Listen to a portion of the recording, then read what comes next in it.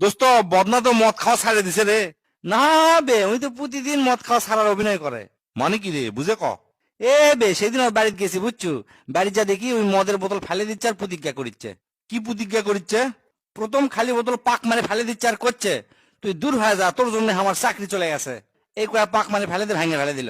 দ্বিতীয় খালি বোতল ফেলে দেওয়া শুরু করছে, তোর জন্য আমার বাড়ি বেচা লাগছে, জীবনে আর তোর মুখ দেখবার চাই না, এই কথা কয়া আবার ফেলে দিয়ে ভাঙে ফেলে দিল। 3 নম্বর খালি বোতল ফেলে দেওয়া শুরু করছে, তোর জন্য আমার বউ আমাকে ছাড়ে চলে গেছে, এই কয়া পাক মারে ভাঙে ফেলে দিল। 4 নম্বর বোতল ফেলে দিবার যা দেখে বোতল ভর্তি মদ আছে, বোতল ভর্তি মদ দেখে আগুন করছে, তুই তো নির্দোষ নিষ্পাপ রে পাগলা, অন্যের দোষ মিশামিশি তুক কৃষক দিমু, তুই থাক। সারা দিন এত পরিশ্রম করো, তোমার এই কষ্ট আমি আর সহ্য করতে পারতেছি না। এটা তো আমার কর্তব্য শোনা, জানো সারাদিন এত পরিশ্রম করার পর তোমার মুখটা যখন দেখি না, সব কষ্ট দূর হয়ে যায়।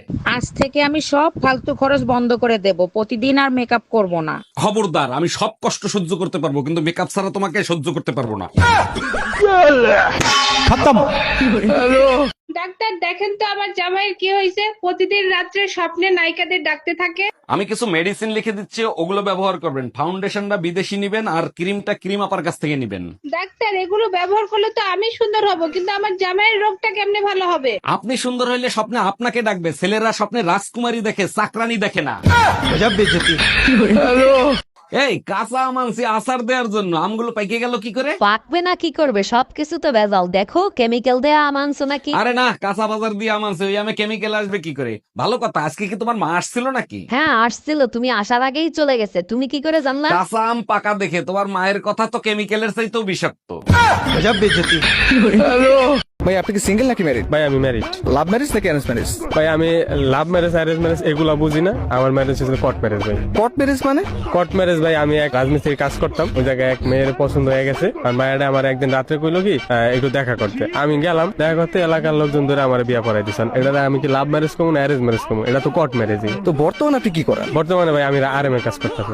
আরএম মানে কি? আরএম মানে রাজমিস্ত্রি ভাই, আরে রাজ এম মিস্ত্রি ভাই। এই পাশের বাড়ির ভাই ভাবি প্রতিদিন ঝগড়া করে, ওনাদের সমস্যাটা কি তুমি কি কিছু জানো? শোনো, ঝগড়া করলে ভালোবাসা বাড়ে, যত বেশি ঝগড়া করবে তত ভালোবাসা মজবুত হবে। বলো কি, তাই নাকি? কিন্তু তুমি তো আমার সাথে ঝগড়া করো না, সরাসরি বেলুন দিয়ে পিটাও। আরে বোকা, আমাদের ভালোবাসা অনেক মজবুত, দেখো না তোমাকে বেলুন দিয়ে পিটায় বেলুন ভাঙে না।